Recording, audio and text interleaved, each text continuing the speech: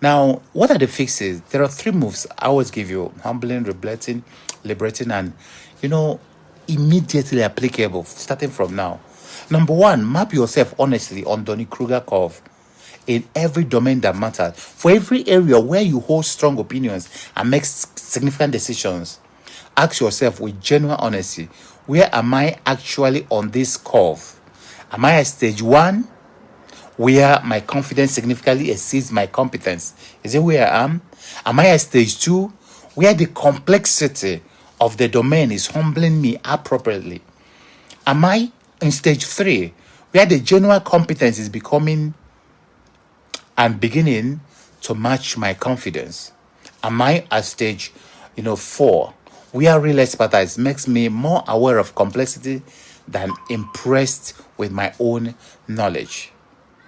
Where am I in this four curve, in this four stage, in these four steps? This mapping exercise, done honestly, is one of the most intellectually courageous acts available to a leader, available to an entrepreneur, available to a human being who wants to grow. Because identifying that you are at stage one in a domain where you have been acting like you are in stage four will humiliate you. It will become the beginning of genuine mastery in that field. So the second fix is, before acting on your expertise, very important, ask someone who is genuinely further along the curve, somebody who is ahead of you. Be humble enough to ask that person, to know what he knows and to know the hell gamut of the whole thing. That's where mentorship and coaching is very important.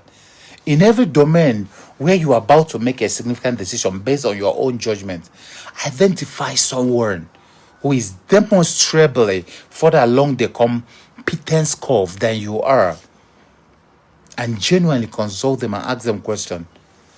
Don't ask them questions to validate what you already plan to do. I want to do this. How you see them? No. Ask them, if I want to do this, what and what should I do? Don't ask to seek permission for a decision already made. They will just validate it for you. But to genuinely invite the perspective of someone whose knowledge base is wider and deeper than yours, and to allow that perspective to actually influence your thinking, that's the motive.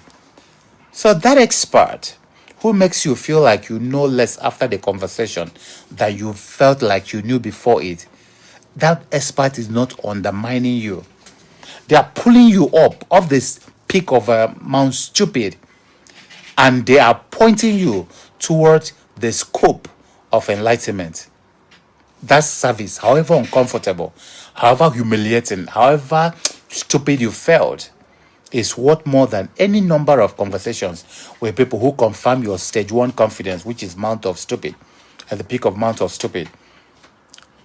That's why if you are in any post, have people who can look in the face and tell you the truth. Fix number 3, develop a relationship with not knowing. Develop a relationship with being aware of your ignorance and make it visible in your leadership. The most powerful signal of genuine expertise and the most effective antidote to Dunning-Kruger culture in any organization or relationship is a leader who says openly and without embarrassment, I don't know enough about this yet to have a confident opinion. I need to consult someone with deeper expertise in this specific area before we proceed. Or do you know something about it? Can we pick your brains? My knowledge here is introductory. It hasn't reached mastery. Let's bring in someone whose knowledge is comprehensive, or let's hear from you if you've had experience in these areas before. These statements do not undermine leadership authority. In the presence of genuinely discerning people, they establish you as an authority, somebody who knows the limits of his knowledge. And to that, they give you all the respect, knowing that you always say the truth in things you don't know. You are always honest and humble to say, I don't know this enough. So because the people, what impressing, whether it's in business, in investment, in partnership, in your love relationship, are almost always people who have been far enough along the curve to recognize the difference between the loud confidence of stage 1, peak of Mount Stupid, and the quiet, grounded, accurate confidence of stage 4. Impress the right people with the right kind of confidence built from the right kind of knowledge. That should be the goal. So, here is a statement that has the power to change everything about how you learn, everything about how you lead, everything about how you grow if you receive it with the honesty it deserves. That is, the most dangerous version of you is the version that knows just enough to be certain. That's the most dangerous version of you. That version that knows just enough to be certain and not yet enough to be wise. That version that impresses people. That's the most dangerous version of you. That version of you walks into rooms and fills them with confident noise, unaware that the quiet people in the corner, the ones who ask more questions than they answer, the ones who hesitate before speaking, the ones who listen the most, the ones who say, I'm not sure, let me think about that more carefully. Those ones who hesitate in making decisions, they are not less capable than you. They are further along the curve and they know so much. They're in stage 4.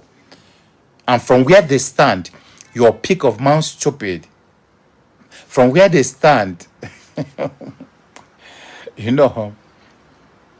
they see how stupid you are. They see how unimpressive you are. But however, you feel so impressed from inside. But your nakedness is so visible to those ones ahead of you.